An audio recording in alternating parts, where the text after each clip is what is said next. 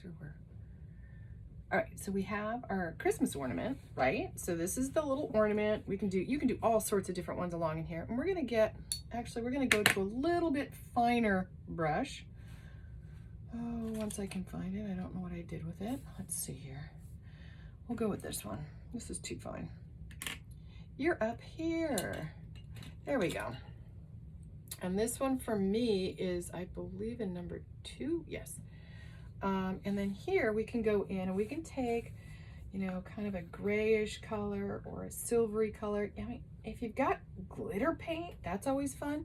But this is where you can actually just put in that little piece, that little top piece that goes onto your ornament, you know, that kind of helps hold it. And we can do all sorts of fun stuff in here. So we can go in and create that nice light look. There we go. There's that part. And you know, those always have the little circular parts, the little part that goes... I'm never good at that part. No biggie. But there's those little shadows that show, the little ridges. So we can kind of play with that a little bit. Might be just a hair on the light wet side for that. But there you go. One Christmas ornament. Done, right? Now here comes the fun part.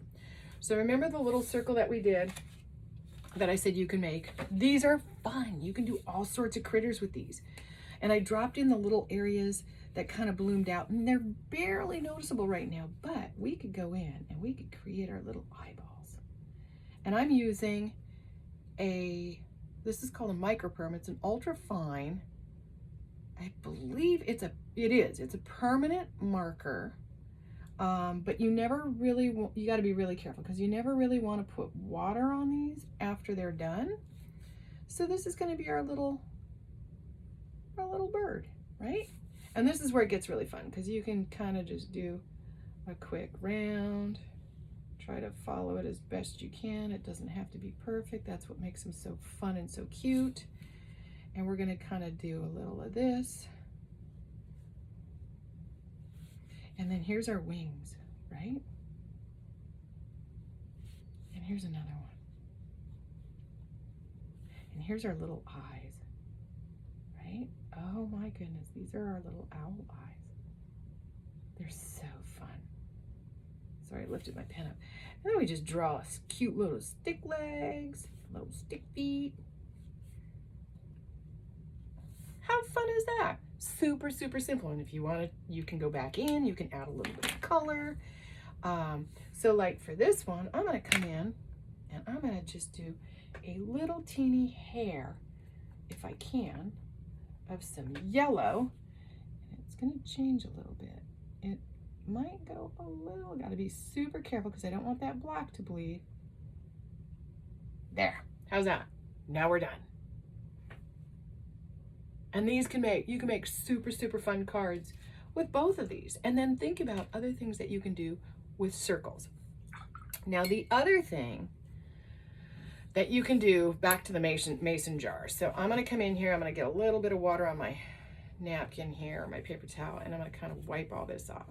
So if you have a primer and you decide that this is something that you wanna do, you can create one jar that you're gonna use for just this purpose, for making circles.